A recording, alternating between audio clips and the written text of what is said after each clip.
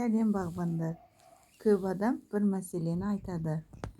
Алма жақсы гүлдейді, жеміс байлайды, бірақ піскенде ішінен құрт шығады деп. Бұл ауру емес, бұл көбелек дернәсілі.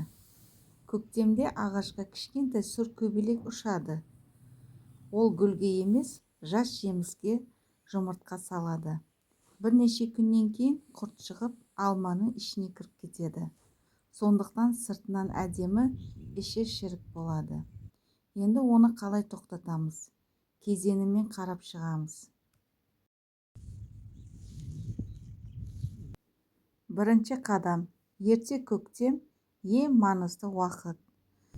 Бүршік жармай тұрып, ағашты қорғау керек. Алдымен дінін тазалаймыз. Ескі қабықтың ішінде мыңдаған зиянкес қыстайды. Сосын ағашты әктейміз. Әк күн күйгеннен ғана емес, көбелек жұмыртқаларын да жояды. Осы кезде адамдар жіберетін қате кеш әктеу. Жапырақ шыққаннан кейін кеш болады. Екінші қадам бұл ыстық сабынды сумен жуу.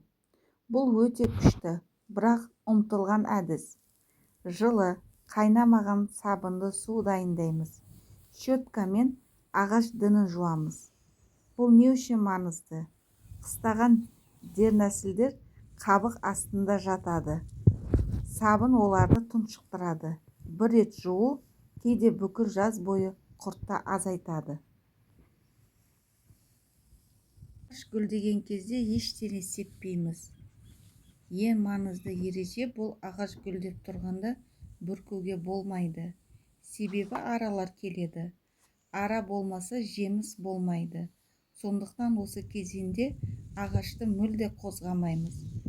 Көп адам дәл осы кезде сеуіп, өнім азалады. Гүлден кейін негізгі күрес, гүл түсіп кішкентай алмалар шыға бастайды. Міне дәл осы кезде құрт кіреді. Сондықтан биологиялық препарат қолданамыз.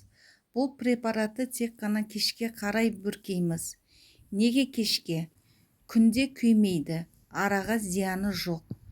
Бұл препаратты 10 күннен кейін тағы қайталап тұрамыз. Бұл биологиялық препараттың аты фитоферум. Бұл алмадағы негізгі зиянкестерге және дернәсілдерге қолданылады. Ал енді қолдану тәртібін айтып кетейін.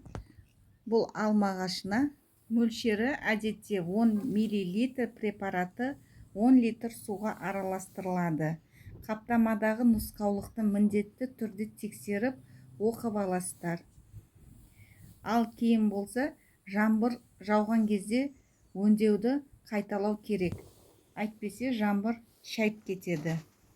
Бұл препаратты гүлдеп тұрған кезде сеппейміз. Бұл препаратты сепкен кезде қорғаныс қолғап, маска қолданамыз. Ертіндіні сол күні пайдаланып бітіреміз. Жерге түскен алманы қалдыруға болмайды. Ішіндегі құрт жерге кіріп, қайта көбелекке айналады. Сондықтан міндетті түрде жинап тастаймыз. Бағбанның құпиясы химияда емес, уақытында жасалған күтімде. Видео ұнаса, арнаға тіркеліп лайк басуларыңызды сұраймын.